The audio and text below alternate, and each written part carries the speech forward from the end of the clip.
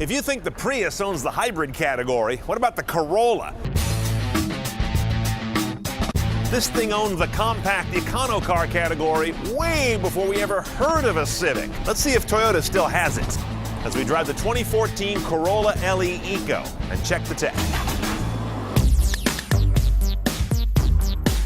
Now spot a 14 Corolla easily. Just open your eyes and look at it. It doesn't look at all like the outgoing generation. Every panel, every detail's heavily revised. Here's a spotter's trick though. Look for LED low beam headlamps. They're standard on all the 14s, which I believe is a first for any affordable car. Now if you want to tell an eco from a non-eco, forget it. There's no real clear visual cue. Little difference in the chin, but not much. Let's get inside. Now inside, Toyota's done something at least different. This dash really harkens back, to be honest, to the late 70s and the early 80s, in a tasteful way, I think. But this whole eyebrow and kind of flat face thing is at least a refreshing change from the kind of doughy ovoids that seem to populate every other car's dashboard these days. Now, what's in it?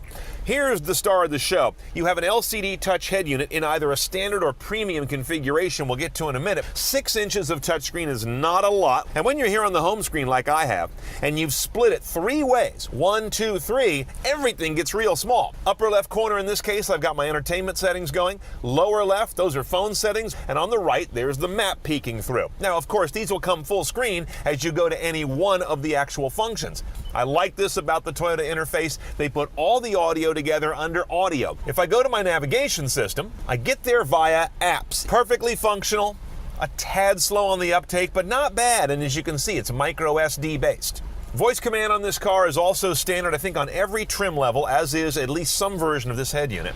What would you like to do? Start a new route. 235 2nd Street, San Francisco, California. 1. I heard 235 2nd Street, San Francisco, California. Is that correct? As you can see, the voice system is very good at comprehension, dog slow at doing it, so it's a mixed bag, but it's nice to have it. When you get into these apps here that are part of the Entune suite, it's a mixed bag of whether and how well voice command works with them, and the array has not changed. We've seen these before, and they're still in there, but it's nice to have them base on every Corolla.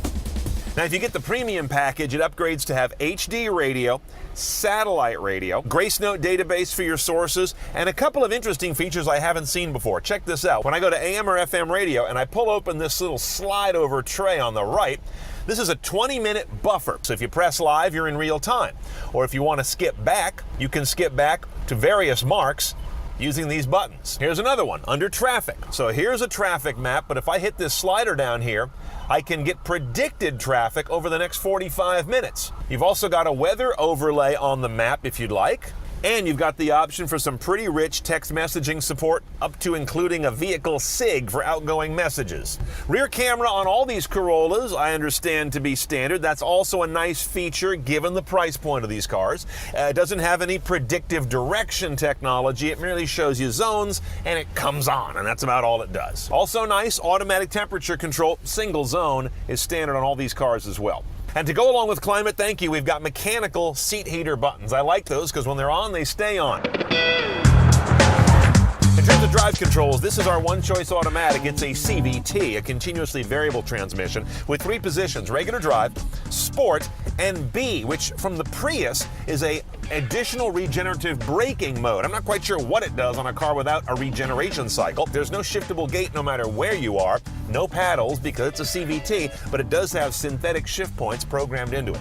And here's your Eco Mode button. This is part of the Eco Trim model we have. This will put the car into a particularly fuel-saving mode, although it's confusing because you've also got an Eco Light over here that tells you when you are driving economically, and then you've got another light that tells you when you've got the button to press to make you drive economically. It's a little odd. Now, one of the most interesting innovations on the new Corolla is kind of a magic trick. They extended the car 2.6 inches over the outgoing model. Within that, they found almost 6 inches of additional legroom. That's packaging. So if I set up my seat here in the front as I have, so it's comfortable for me to be driving, and I come to the back row, can I actually sit behind myself? There are very few cars where I can. But in this one, I certainly could. They've added 5 inches of legroom to the back seat over last year's model. That's like going from a Lexus LS to an LSL or an Audi 8 to an 8L. That's like big car legroom, and they've got it here. That's real nice. Now up front on the new Corolla, you've got a 1.8-liter inline-4 sitting side saddle driving the front wheels. Here's where things get different. This one has what's called Valvematic technology on the Eco, which allows it to wring another 5% MPG out of what is otherwise the same basic engine as the other Corollas. Here are the numbers. 140 horse, 126 foot-pounds of torque. Just adequate. 0 to 60, about 9.7 seconds, at least for the S trim. Should be about the same for this car, but they don't have a number published yet. Now, the MPG is the key. 30 city, 42 highway, if you get the real stripper model that has the steel wheels.